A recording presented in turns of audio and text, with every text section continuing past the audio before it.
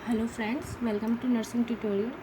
आज हम स्टडी करेंगे मेडिकल सर्जिकल नर्सिंग के न्यू टॉपिक के बारे में, मेनिंजाइटिस। मेनिंजाइटिस में क्या होता है कि ये एक न्यूरोलॉजिकल डिजीज़ है जिसके अंदर ब्रेन की जो मेनिंजिस होती है, 3 लेयर्स होती है ब्रेन की, ड्यूरा मैटर, अरेक्नोइड मैटर और पाया मैटर। तो इसमें क्या होता है, ब्रेन की जो अरेक्नोइड मैटर और पाया मैटर जो 2 लेयर्स होती है अंदर के, उनके अंदर इन्फेक्शन और इन्फ्लामेशन हो जाता है। इन्फ्लामेशन का मतलब होता है सूजन आना। ब्रेन की जो लेयर्स होती है अंदर की, उनके अंदर सूजन आ जाती है और इन्फेक्शन हो जाता है। तो इस स्थिति को हम बोलेंगे मेनिंजाइटिस। अब इसके अंदर जो ये मेनिंजाइटिस का इन्फेक्शन होता है ब्रेन की लेयर्स में, उसमें जो ब्रेन की वेंट्रिकल्स होती है जिनके थ्रू ब्लड और सेरेब्रोस्पाइनल फ्लूइड फ्लो करता है, वो भी अफेक्टेड हो जाती है। अब इसमें हम कॉजेज़ देखेंगे, मेनिंजाइटिस के कॉजेज़ क्या है। मेनिंजाइटिस जो है वो बैक्टीरिया, वायरस, फंगस और प्रोटोजोआ सभी से फैल सकता है, लेकिन ज़्यादातर ये बैक्टीरिया और वायरस से अफेक्टेड होता है। अब बैक्टीरिया में जो मेनिंजाइटिस होता है, बैक्टीरियल मेनिंजाइटिस जो होता है वो सेप्टिक होता है, वो इन्फेक्शियस होता है, मतलब कम्युनिकेबल होता है, एक से दूसरे में फैल सकता है, इसलिए इसमें जो पेशेंट होता है उसको आइसोलेटेड रखा जाता है। और जो वायरल मेनिंजाइटिस होता है वो असेप्टिक होता है, वो इन्फेक्शियस नहीं होता। अब जो बैक्टीरियल मेनिंजाइटिस है उसमें बैक्टीरिया जो इन्वॉल्व है वो है न्यूमोकोकल और हीमोफिलस इन्फ्लुएंजा, जो रेस्पिरेटरी ट्रैक्ट से रिलेटेड है, रेस्पिरेटरी ट्रैक्ट के थ्रू फैलते हैं। और नेक्स्ट है मेनिंजोकोकल, जो ब्रेन के थ्रू एंटर करता है। और उसके अलावा नेक्स्ट है ट्यूबरकुलोसिस, मतलब कि टीबी होने के बाद, मतलब कि जो माइकोबैक्टीरियम ट्यूबरकुलोसिस जो है टीबी को फैलाने वाला बैक्टीरिया, वो ब्रेन में ये इन्फेक्शन फैला देता है। और जो वायरल है उसमें मम्स जो है, मम्स इन्फेक्शन जो है उसके थ्रू ये फैलता है। अब नेक्स्ट है साइन एंड सिम्टम्स। तो साइन एंड सिम्टम्स में इसमें क्या है, फीवर हो जाता है बेबी, जो पेशेंट है उसको वॉमिटिंग होती है, इरिटेशन होता है, फोटोफोबिया होता है, हेडेक होता है, लेथार्जी, कर्निंग साइन, पिजन्स का साइन और पुअर फीड। अब जो पुअर फीड होता है वो तो होता है नियोनेट में, जो 28 डेज़ का जो बेबी होगा वो प्रॉपर फीड नहीं करेगा, तो इससे इंडिकेट होगा कि उसको मेनिंजाइटिस है। और बाकी जो साइन होंगे वो नियोनेट और इन्फेंट में होंगे, जैसे कि वॉमिटिंग हो जाएगी दूध पीते ही, फीवर होगा उसको, इरिटेशन होगा, लाइट में प्रॉपर देख नहीं पाएगा, हेडेक होगा।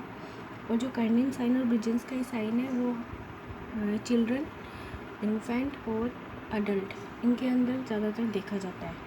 तो जो कर्निंग साइन है उसके अंदर क्या होगा कि जो पेशेंट है उसको सुपाइन पोजीशन में लिटा देंगे, जैसे कि आप पिक्चर में देख रहे हैं।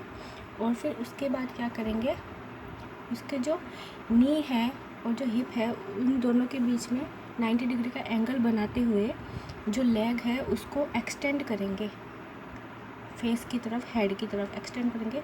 तो लेग को एक्सटेंड करने पे पेशेंट को अगर पेन फील होता है, जो कि हैमस्ट्रिंग मसल के अंदर होता है, तो ये मेनिंजाइटिस पॉजिटिव है। और अगर पेन फील नहीं होता है तो मेनिंजाइटिस नेगेटिव है। नेक्स्ट है ब्रिजेंस का साइन। ब्रिजेंस का साइन के अंदर क्या होगा कि जो पेशेंट है, जैसा कि आप देख रहे हैं पिक्चर में, पेशेंट की जो नेक है, गर्दन है, उसको फ्लेक्स करेंगे। तो जैसे गर्दन फ्लेक्स होगी उसका जो हिप, नी और एंकल का जो जॉइंट है वो भी फ्लेक्स हो जाएगा ऑटोमेटिक। नेक के फ्लेक्स होते ही, जैसा कि आप देख रहे हैं पिक्चर में, नेक फ्लेक्स है तो जो हिप, नी और एंकल के जो जॉइंट है वो ऑटोमेटिकली क्या हो गए, फ्लेक्स। तो ये इंडिकेट करेगा मेनिंजाइटिस पॉजिटिव। तो ये हम देख चुके हैं sign and symptoms of meningitis. अब नेक्स्ट हम देखेंगे डायग्नोसिस। अगर हमको मेनिंजाइटिस करना है तो उसके अंदर हम देखेंगे सेरेब्रोस्पाइनल फ्लूइड। सेरेब्रोस्पाइनल फ्लूइड जो कि ब्रेन के अंदर सर्कुलेट करता है, तो उसके अंदर हम क्या क्या देखेंगे। सबसे पहले तो सेरेब्रोस्पाइनल फ्लूइड का प्रेशर, इसको कलेक्ट कैसे करेंगे, लंबार पंक्चर करके, जो कि L3 L4 के थ्रू होता है, लंबार वर्टिब्रा के थ्रू हम कलेक्ट करते हैं इस फ्लूइड को। और फिर बाद में हम देखेंगे इसका प्रेशर इसका 50 से 175 mm ऑफ H2O होना चाहिए।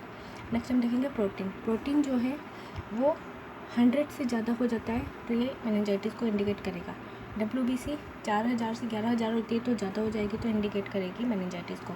और ग्लूकोज जो है वो 40 mg/dl जो होता है वो उससे कम हो जाएगा तो वो इंडिकेट करेगा मेनिंजाइटिस को। तो ऐसे हम इसको डायग्नोस कर लेंगे।